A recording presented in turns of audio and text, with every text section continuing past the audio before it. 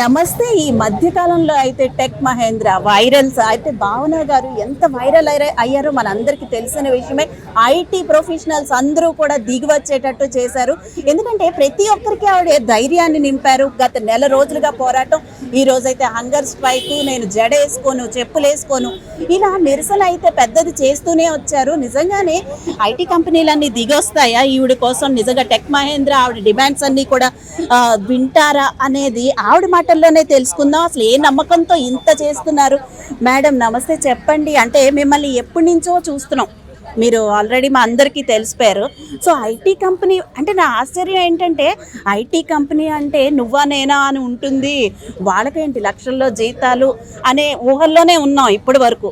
మీరు బయటకు వస్తే కానీ ఎవరికి అర్థం కాలే, ఓ ఐటీ కంపెనీల్లో కూడా ఇన్ని సమస్యలు ఉంటాయా అని. ఏంటంటారు అసలు, ఏంటి నిజంగానే? నా టీంలో పనిచేసే అమ్మాయి, no want take her name, అమ్మాయి జస్ట్ 1 వీక్ బ్యాక్ రెసిగ్నేషన్ పెట్టి, అంటే తను 2 మంత్స్ ముందు రెసిగ్నేషన్ పెట్టి వెళ్ళిపోయింది. వాళ్ళ మమ్మీ ఎప్పుడైనా ఆ పిల్ల హాస్టల్లో ఉండి జాబ్ చేసేది. వాళ్ళ అమ్మ ఎప్పుడైనా కాల్ చేస్తే, అమ్మ బ్రేక్ లేదమ్మా, అమ్మ ఓపిక లేదమ్మా, అమ్మ నేను తినలేదమ్మా అంటే వాళ్ళ అమ్మ నమ్మేది కాదండి. ఆవిడ ఏడ్చుకుంటూ కాల్ చేశారు ఆ పాపకి చేసి, మా నువ్వు ఇంత కష్టపడ్డావా ఆ కంపెనీలో, ఇంత టార్చర్ ఉంటుందా ఆ కంపెనీలో, ఇంత ఇబ్బంది పడతారా అని అడిగారంట. సార్ మేడం మేమేం ఫీల్ అవుతాం అంటే, ఒక 23-24 ఇయర్స్ వచ్చేసరికి మాకు ఫస్ట్ జాబ్స్ వచ్చేస్తాయి. ఫస్ట్ జాబ్ రాగానే మేము పెద్దలం అయిపోయామని ఉంటాం. సో మా కష్టం ఎవరికి చెప్పుకునే దుస్థితిలో మేము ఉండం. మీరు చూస్తే ఫస్ట్ జాబ్ రాగానే పేరెంట్స్ని డబ్బులు అడగడం మానేస్తాం, పేరెంట్స్కి బాధలు చెప్పడం మానేస్తాం. సో అలాగే we stop talking about the nonsense happening in the company.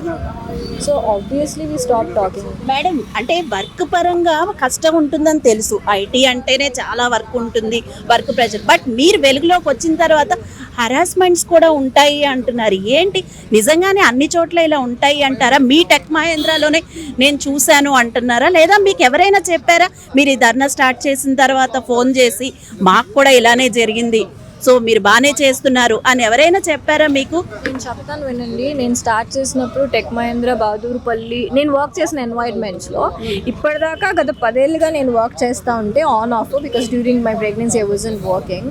మీరు గమనించుకుంటే కనుక one of the worst places that I have been to work is Tech Mahindra. నేను వెళ్ళిన 2వ నెల నాకు అర్థమైపోయింది, this is not a place for me. Anyhow 6 months తర్వాత నేనే పేపర్ పెట్టేసి వెళ్ళిపోదాం, ఇన్కన్సిస్టెన్సీ ఉండకూడదు కదా, ఎవరు అనుకుంటారు, ఇంకొకటి దొరకగానే ఇది మానేద్దామని నేను అనుకున్నా. ఇంత బ్యాడ్ ఎన్వైరన్మెంట్ ఒక ఉమెన్కి మెన్కి ఎక్కడా చూడలేదు. మెంటల్ హెరాస్మెంట్ ఎలా ఉంటుందంటే, సో మేడం మేము అవమానం తట్టుకోలేకపోతాం కదా, వాష్రూమ్ బ్రేక్ ఎక్సీడ్ అయిందని 70 మంది ముందు నువ్వు నించోబెట్టి అడిగిందే కాక, మళ్ళీ నువ్వు టీమ్స్లో ఒక 70 మందో 170 మందో ఉంటారు, అందులో గ్రూప్ పెడతావు భావన ఎక్సీడెడ్ బ్రేక్ అని. That is humiliation. It is something which has to be between you and your team lead కదా. మ్యామ్ హెరాస్మెంట్కి ఒక పేరు ఉండదు. దాన్ని ఏమంటారంటే, ఫిజికల్గా ఏదైనా ఎవరైనా చేశారనుకోండి, ఆఫ్టర్ ఫ్యూ టైమ్స్ మందు రాసుకుంటేనో హాస్పిటలైజ్ అయితేనో మానిపోతుంది. మెంటల్ హెరాస్మెంట్ వల్ల మీరు నోట్లో పెట్టుకునే ముద్ద కూడా కిందకి దిగదు. మీరు చూస్తే మ్యామ్, ఇప్పుడు నేను వర్క్ చేసే ప్రాసెస్లో ఫోన్ సీజ్ చేస్తారు, ఫోన్ సీజ్ చేసి పని చేయించుకుంటారు కదా, మీరు ఫోన్ సీజ్ చేస్తారు, మీరు నాతో పని చేయించుకుంటారు. మరి ఎందుకు మేము ఇంటికి వెళ్ళాక మాకు వాట్సాప్ మెసేజెస్ పెడతారు? ఎందుకు అసలు ఆ దరిద్ర వాట్సాప్ గ్రూప్లు ఎందుకు మీకు? ఇంటికి వచ్చిన తర్వాత కూడా నాకెందుకు, ఎవడెట్టు పోతే నాకెందుకు, రేపు ఎవడైనా వస్తే నాకెందుకు, ఎవడైనా రాకపోతే నాకెందుకు, రేపు టాస్క్ నాకెందుకు? నేను ఆఫీస్లో ఉన్నప్పుడు పని చేయించుకో, ఇంటికి వచ్చాక నీకోసం నేనెందుకు పని చేయాలి? మరి అలాంటప్పుడు మేము కూడా 1-2 పర్సనల్ కాల్స్ మాట్లాడుకుంటాం, మాకు ఫోన్ అలౌ చేయొచ్చు కదా. అంటే మీకు మాత్రం స్ట్రిక్ట్ రూల్స్ ఉంటాయా? బయటకు వచ్చాక మాకు ఇంకా ఫ్యామిలీ ఉండదు, మాకు ఇంకా పిల్లలు ఉండకూడదు, మా పిల్లలకి జ్వరాలు రాకూడదు. మేము యంత్రాలం కాదు మేడం, మనుషులం. యంత్రానికి కూడా ఓవర్ హీట్ అయితే ఆపేస్తారు, మాకు ఓవర్ హీట్లు, ఇంజిన్ ఆయిల్స్, పెట్రోల్, డీజిల్ ఏం ఉండదు. రేపొద్దున ఒక పిచ్చి సర్కిల్ ఉంటుంది మ్యామ్. నేను ఇంటికి వచ్చేది 1 గంటకి, రాగానే మా ఆయన ఏదైనా వండితే ఇంత తింటాను, లేదంటే అది కూడా లేదు, అలాగే పడుకుంటాను. మళ్ళీ నెక్స్ట్ డే మార్నింగ్ లేచి లంచ్ బాక్స్ వండుకోవడం, పిల్లల్ని పంపించుకోవడం తప్ప వేరే ఇంకేం చెయ్యం మేము లైఫ్లో. చుట్టాలు ఇంటికి వచ్చి ఎన్ని రోజులైందో, ఒక పెళ్ళికి వెళ్ళి ఎన్ని రోజులైందో. మీరు చూస్తే ఎవరైనా పలకరించినా కూడా, ఎస్పెషలీ కార్పొరేట్ పీపుల్, వాళ్ళు ఎవరితో మాట్లాడరు, ఒక కార్నర్లో ఉంటారు. ఎందుకంటే మా బతుకులు ఎప్పుడు డిప్రెషన్లో ఉంటాయి కాబట్టి. ఎందుకంటే డిప్రెషన్లో సాటర్డే సండే హాలిడేస్ ఉంటున్నాయి, వీక్లీ 2 days హాలిడేస్ అంటే ఏ ఎంప్లాయీస్కి ఆ ఫెసిలిటీ లేదు, మీకైతే ఉంది కదా. See, madam, I'm not talking about doctors and people like you or in police department. Corporates లో సాటర్డే సండే ఆఫ్ ఉంటుంది. ఎంతమంది సాటర్డే పిలిచి వర్క్ చేయించుకోవట్లేదు. ప్రతి ఒక్క మేనేజర్ని, ప్రతి ఒక్క కంపెనీని ఇలా గుడ్డ మీద చేసుకొని మేము ఎప్పుడు చేయించుకోలేదని చెప్పమనండి. అలా ఎవరో ఒకటో రెండో కంపెనీస్ ఉంటాయి. But tech Mahindra is not that అంత బిగ్ హార్టెడ్ ఉన్న కంపెనీ అయితే ఏం కాదు. మీ ఫ్యామిలీ గురించి చెప్పండి మేడం. మీకు ఎంతమంది పిల్లలు, అసలు ఫ్యామిలీ ఎలా సపోర్ట్ చేస్తున్నారు? అంటే ఇది మామూలు విషయం కాదు, ఒక మహిళ కూర్చుని ధర్నా చేస్తుంది అంటే సో మీతో పాటు చాలా మందికి మేలు చేస్తుంది. బట్ మీ ఫ్యామిలీ కొంత లాస్ అయితే అవుతుంది, ఎందుకంటే మిమ్మల్ని మిస్ అవుతూ ఉంటారు, పిల్లలు కూడా మిమ్మల్ని మిస్ అవుతారు. సో మీ ఫ్యామిలీ గురించి అసలు చెప్పండి, వాళ్ళు ఎలా సపోర్ట్ చేస్తున్నారు? మీ ఫ్యామిలీ సపోర్ట్ అంటే చూడండి, my kids are not in a position to talk. అంటే చిన్నపిల్లలు, I have a daughter and a son, and వాళ్ళని స్కూల్కి పంపించేసి వచ్చా. I told them that in couple of days రాను and you have to take care of yourself అని. Family అంటే ఏముంది మ్యామ్, మా డాడీ ఆల్రెడీ భయపడుతున్నారు బికాజ్ ఆయన పాత మనిషి కాబట్టి.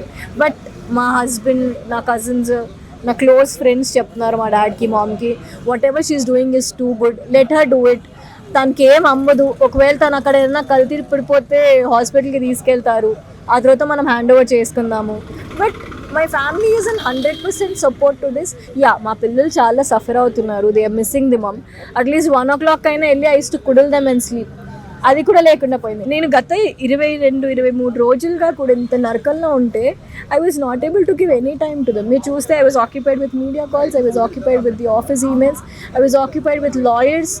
See, it is not only support is not only from Hyderabad. There are lawyers calling me from Odisha, Karnataka, Kolkata, Bangalore. If my protest continues for 24 hours more, Suchira Roy from Odisha, she's a high court advocate, she's gonna take over it. Now see, maybe after 24 hours నేను నీరసంగా ఉంటే మాట్లాడలేనేమో. I want somebody to talk on behalf of me. My lawyers will be the first face to them. I want Tech Mahindra to face my lawyers and say, madam ఒక్క విషయం చెప్పండి, అంటే ఇది మామూలు విషయం కాదు, మీరు ఒక పెద్ద కంపెనీతోనే పెట్టుకున్నారు, సో బెదిరింపులు అయితే సహజంగా ఉంటాయి. సో అలాంటి బెదిరింపు కాల్స్ అవి ఏమైనా వచ్చాయా మీకు? నేను అబద్ధం చెప్పను. నాకు ఎలాంటి బెదిరింపు కాల్స్ ఇప్పటివరకైతే ఏం రాలేదు. But I could see few people following me everywhere. But that's fine. నేను ఏమనుకుంటున్నా అంటే maybe somebody from media or maybe somebody from the other department calling me అని అనుకుంటున్నాను తప్పించి ఐ డోంట్ థింక్ సో. పెద్ద కంపెనీతో నేనేం పెట్టుకోలేదు, వాళ్ళే అన్యాయంగా నాతో పెట్టుకున్నారు. నేను వాళ్ళని ఏం అనట్లేదు, I'm just asking them to fill my demands అంతే. ఎవరెవరైతే ఈ అన్లాఫుల్ టర్మినేషన్స్లో ఉన్నారో వాళ్ళని ఇమీడియట్గా టర్మినేట్ చేయాలి. అండ్ అది కూడా కాక టెక్ మహీంద్రాలో లాస్ట్ 1 year నుంచి ఏవేవైతే అన్లాఫుల్ టర్మినేషన్స్ జరిగాయో all those unlawful terminations has to be revised and వాళ్ళ సైడ్ ఆఫ్ ది స్టోరీ కూడా ఖచ్చితంగా వినాలి. అండ్ మోర్ ఓవర్ మీరు ఎంప్లాయీ ప్రైవేట్ టైంని రెస్పెక్ట్ చేయాలి. ఎంప్లాయీ పిల్లలకి ఒంట్లో బాగలేదంటే హ్యుమానిటేరియన్ గ్రౌండ్స్లో అయినా you should think about it. If you really not able to think about that in a position, మీరు అలాంటి పొజిషన్స్లో లేరు అనుకోండి, మేము కూడా మీకోసం పనిచేసే పొజిషన్స్లో లేరు. సో ఇలాంటి సమస్యలు ఎక్కడైనా ఉంటే మనమైతే అక్కడే ఉంటాము, సమస్య ఎక్కడ ఉంటే అక్కడ మనం ఉంటాము. సో మీకు కూడా ఇలాంటి సమస్యలు ఏదైనా ఉంటే మేమైతే ఎప్పుడూ అక్కడే ఉండడానికి రెడీగా ఉన్నాము. సో మీరు చేయాల్సిందల్లా ఒక్కటే, స్క్రీన్ మీద కనిపిస్తున్న నెంబర్కి కాల్ చేసి మాతో మాట్లాడండి, మేము వెంటనే మీ దగ్గరికి వస్తాము. సో ఇలాంటి వీడియోస్ మరిన్ని కావాలి అనుకుంటే మీరు చేయాల్సిందల్లా ఒక్కటే, మా ఛానల్ని లైక్ చేసి షేర్ చేసి సబ్స్క్రైబ్ చేయండి.